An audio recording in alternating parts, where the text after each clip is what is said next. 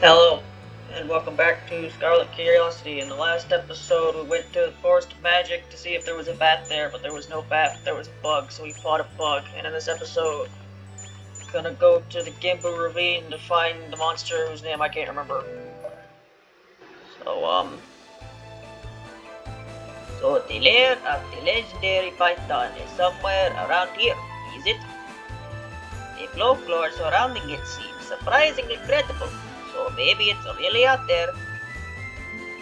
In fact, thinking about it now, there's a good chance my lady came here too. Yeah, so in the first part of this series, I started reading my dream journal again, which is something I have not done in a very long time. I can't remember the last time I did it. And then I forgot to do it last part, because I guess I got too distracted with what I was talking about. But hopefully, I'm gonna try to have a bit of a schedule to this. So, what I can tell, every stage has a boss fight at the end of it. So what I will do is I will read the dream journal before the boss fight starts. So it'll be a very easy mark for me to remember when to do it. I'd like to read it. There, you know how many fucking entries there are in this dream journal. Never gonna read all this stuff if I don't at least try. And considering, you know, how rarely I have dreams that I write down nowadays, it's not impossible that I eventually reach the end in like 5 years. Yeah, here we are at the Genbu Ravine. Hey, the map's back in the corner again. Sometimes stages have maps and sometimes they don't. I don't entirely know why. I also don't entirely know which way I'm supposed to go here. Those. Does the enter button do anything? Oh yeah, it does that. I guess I must have got a new move after the last time I tried to press that button. So, yeah, one thing I wanted to talk about, I didn't look at my topic thing before this, because hopefully I have enough time to talk about to where I can last the whole episode. But if not, oh well. So yeah, I was talking about in the first part of the series, and then I talked about it in the last part of Donkey X, that I had an idea go back and read a certain section of Lost Words story that I remember liking and seeing if it was actually all that good. Because just think about Lost Words writing, most of it's extremely forgettable. So the fact there was a section I actually forgot, actually remembered for not terrible reasons, means that it might have been decent. I want to go back and see if it was decent. Here's the thing, I was thinking that section, just basing this off of how long I remember it being and how long the Lost Word events are, what I see in Asprey FM's readings of them. I expect it to be maybe 2 to 3 hours long, you know? If it was around 3 hours, maybe do it in two recording sessions. Yeah, it was 5.5 hours long. 5.5 goddamn hours. And I just no, I'm sorry, I can't do that. I just can't. So yeah, that idea got canceled. Because, and I glanced through it too, the actual part that I care about starts maybe an hour in. And I kind of looked through it. There is quite a lot of filler parts, and mainly there's just a few sections that I wanted to look at, so I don't know. It wouldn't really be worth going through the whole thing just to look at those couple things, so I'm just not gonna do that anymore. But, since I was talking about the Lost Word anyway, I could talk about, I don't know,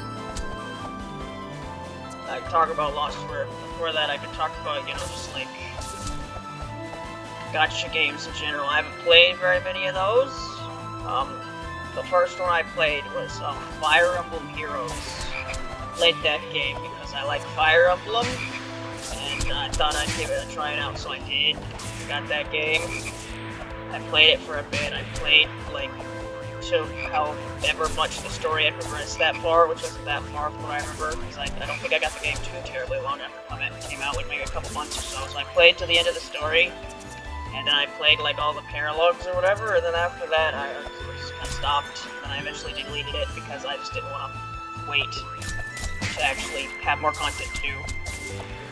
And I don't know, that game was alright, I guess. Like, I haven't played very many gacha games. From what I can tell, most of them have pretty fucking terrible gameplay, so I guess by that standard, Fire Emblem Heroes wasn't that bad. It had some elements of normal Fire Emblem in it, but the main problems with this is A, there's like no RNG to it whatsoever, which you know you figured would be a problem, but that's kind of like the hunting knife, huh? It's kind of like part of the thing with Fire Emblem. You gotta deal with RNG sometimes, and just have it completely removed. I don't know.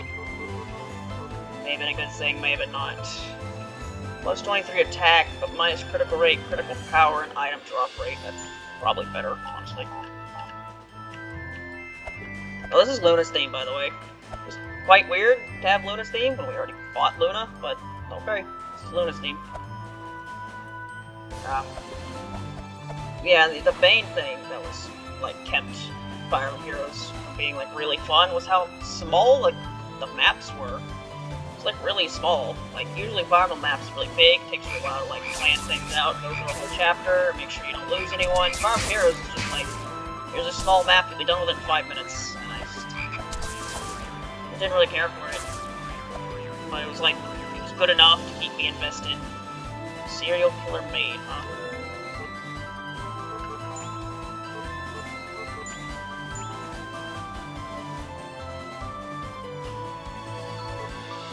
Toss-up magic. Charge stab. Time paradox. Okay. I don't really use charge stab. You know what?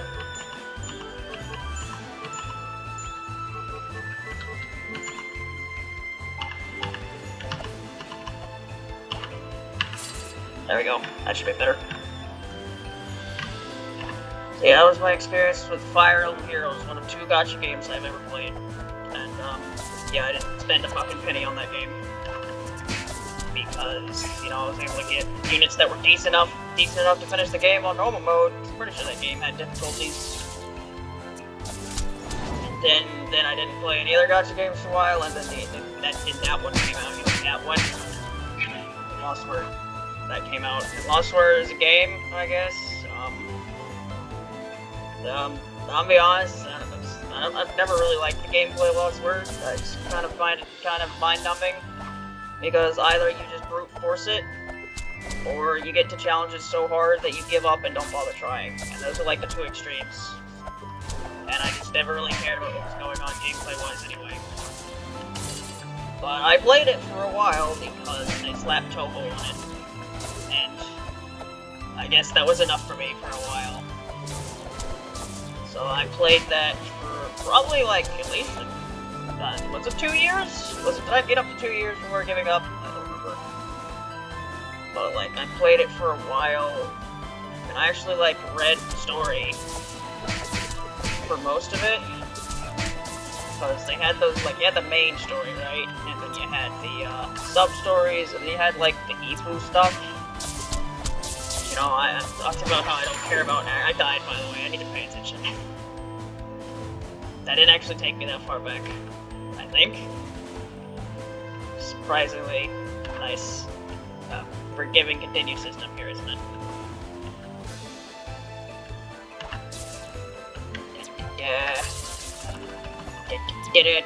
Try to kill this bear before I go back to talking about Lost Word again. There we go. The fairy had fire on it or something. It was a super fairy. How do I get up here? Can I get up there? I don't know. The map makes it look like I can. Obtain Star Sapphire. That is a character. What do you mean I obtained Star Sapphire?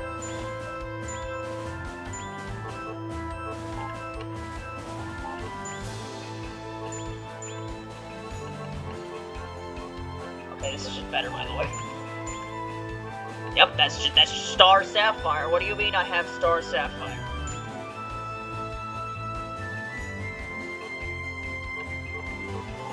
Okay.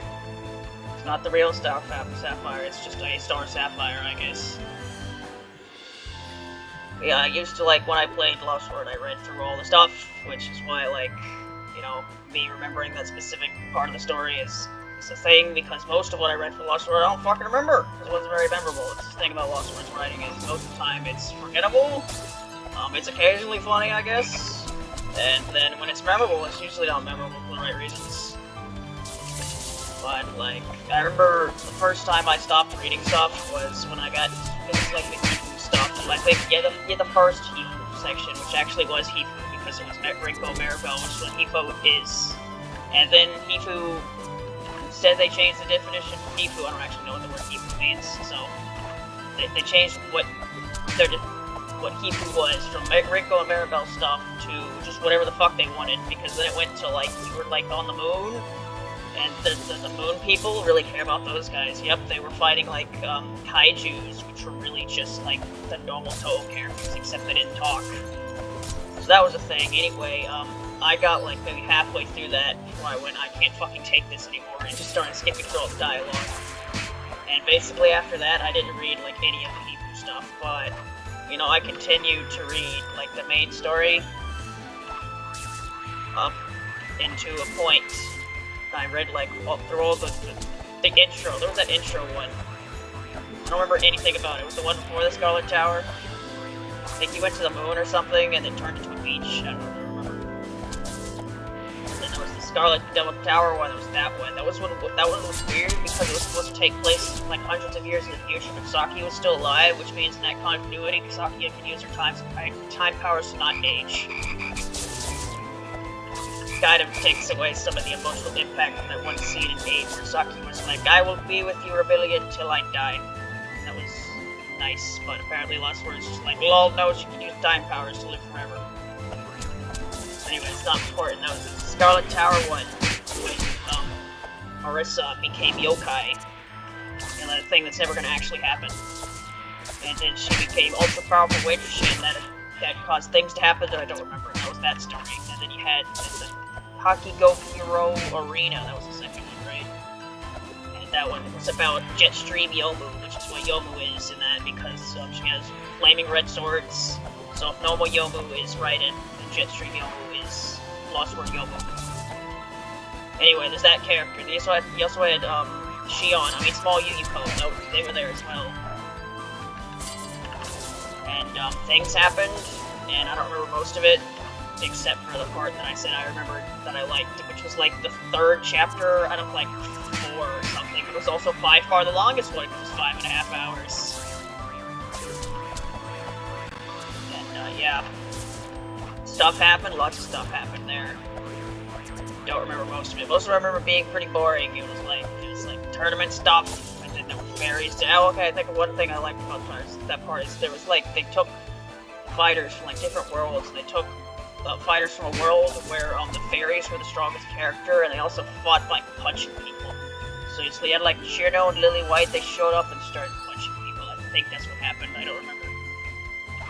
Anyways, a bunch of random stuff happened in the Hakagokuro Arena that I didn't really care about. Also, that's when Small Yukari and Blue Raven started showing up, and because the game started to try to have an overarching story, which, you know, that turned into a giant dumpy fire later on. We'll get there later.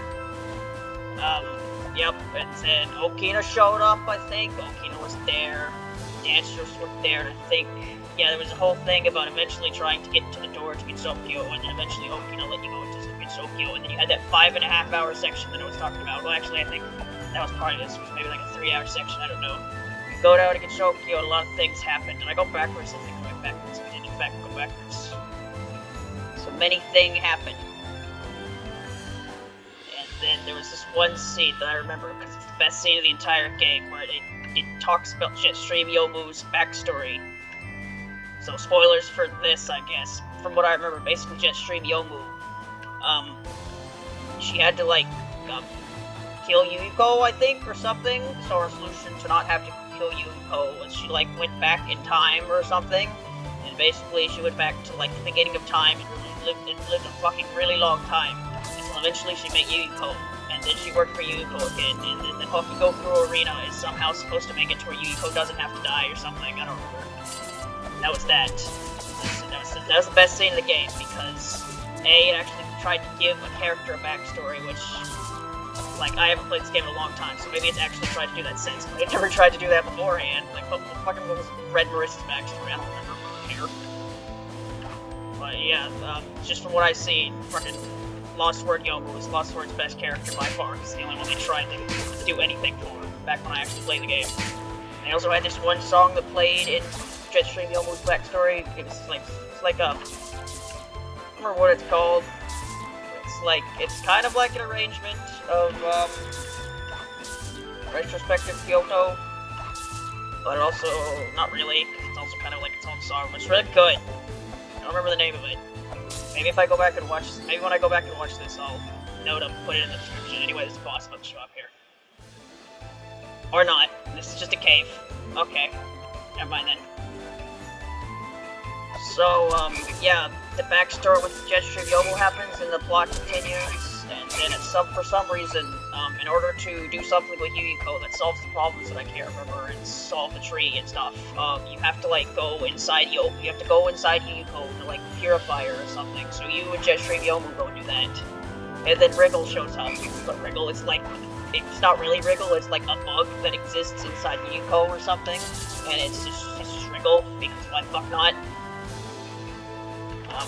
So yeah, that happens, and then stuff happens, and then you cure small Yuyuko, and then the plot ends, and I think everything's fine. So that was the second plot. So, you know, you had first plot where you went to the moon or something and solved things, and that was to solve the lost word.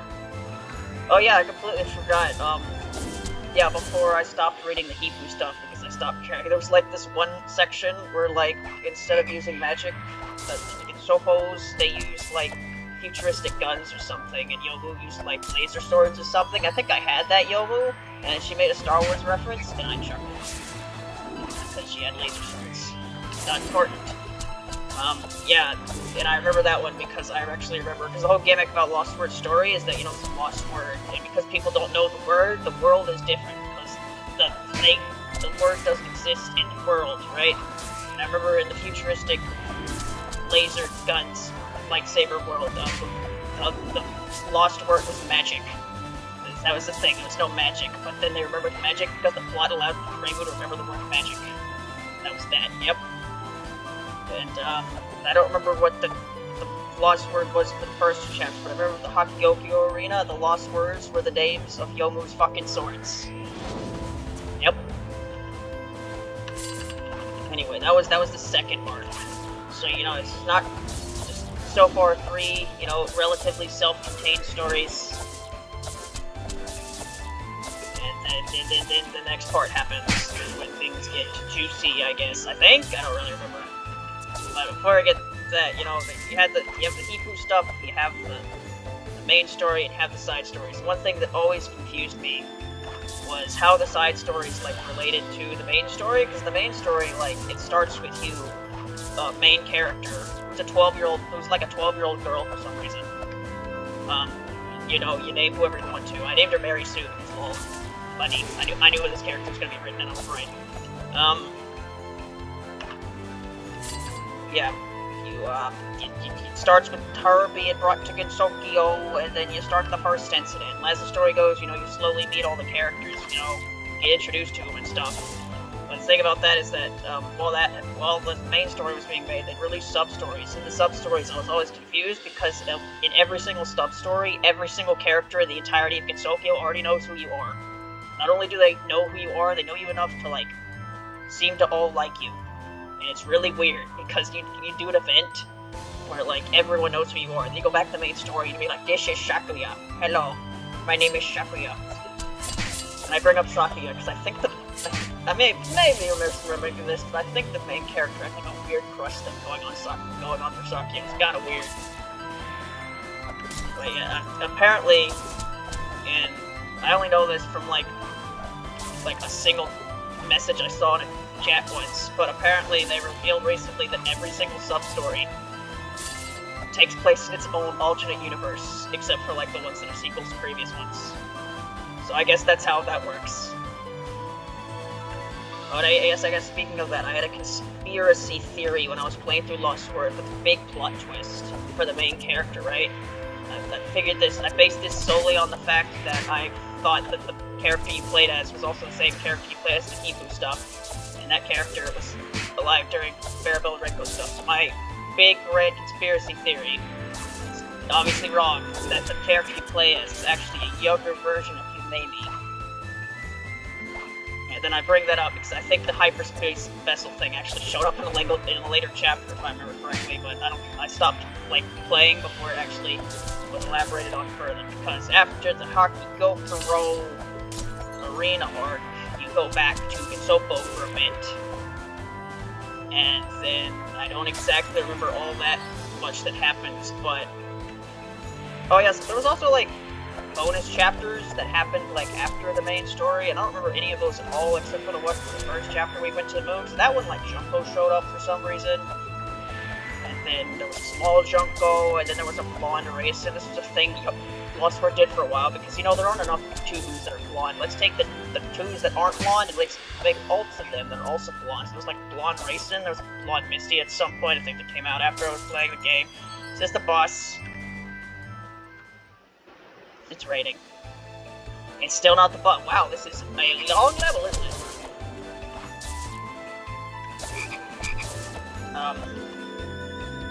So yeah, that was the thing. It was like the bonus chapters for the main story that I don't remember. Because it was like, I think those were setting up for the main story, or whatever, when it was gonna turn into a clusterfuck. But anyway, the like mini story that happened after the Hakigokuro, you were back in normal Ginsopo, this boss right here. Okay, so it's a boss right here. I wonder how hearable that rain is.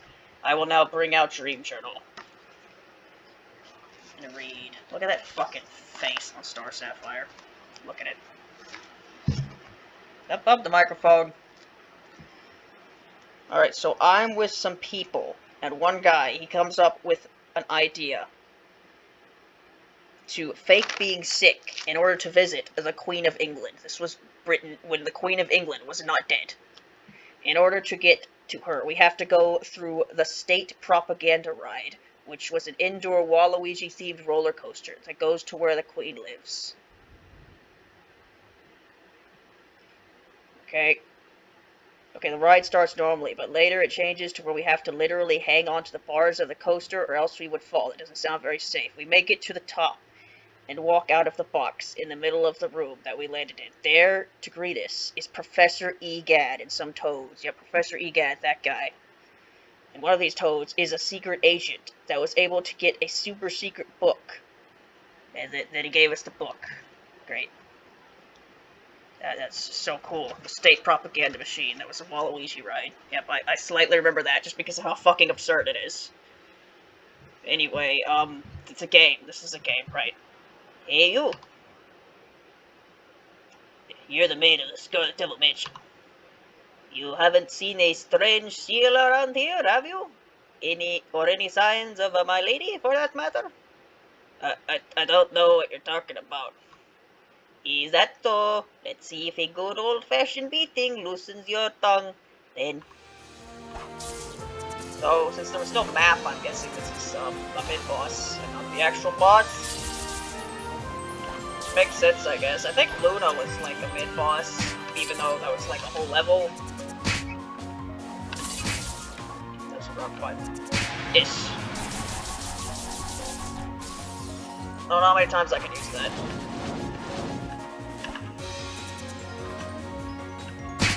Yeah, having it be enter is kind of weird. Not gonna lie. Yeah, what was I talking about? Right. So the story that takes place after the Hakigokuro arena. You're back in Ginsopo, and then at some point you meet up with Blue Reimu. Blue Reimu was set up either in one of the either in one of the extra chapters for the story or the Hakigokuro arena. I'm pretty sure she showed up with that because Small Yukari also showed up with that. Anyway, Blue Reimu shows up. She's Reimu, but she's blue and more serious because she comes from a timeline that's more serious, I guess. And with her is Sanai, but different. I don't remember what's different about the Sanai, but she's Sanai and she's different Sanai. So you are your person. You're your main character. You're hanging out with friends. And then things happen. I don't exactly remember what those things are. I don't remember what happened in this chapter at all. What's important is at the very end, you, main character. You have to decide. You decide to follow Genbu and other Senai to whatever the hell they're going, and abandon your other friends for whatever this is. Now, my apologies. I suppose I got a little carried away beating you up there. One thing I'll say, I really like Sakuya's art in this game. She's really cute. I kind of like Sakuya in this game so far to begin with. Like I said, you know, normally when you play Sakuya, she's real serious, doesn't deal with bullshit, but, you know, she seems to be... I don't know, maybe it's just the art. She seems to be a bit goobery than normal. Oh, there's something on the ground. Did that fairy drop it while we were fighting? Ducky? My spleen! Tell you what, I'm gonna take you at your word and turn back this time. This key is the same design as the one from Miss Batchelor's library. As I finish my investigation here, I should return to the mansion. No, that was the whole thing. I don't know where I go in the human village, but I guess we are. Let's go talk to Patchley, yeah.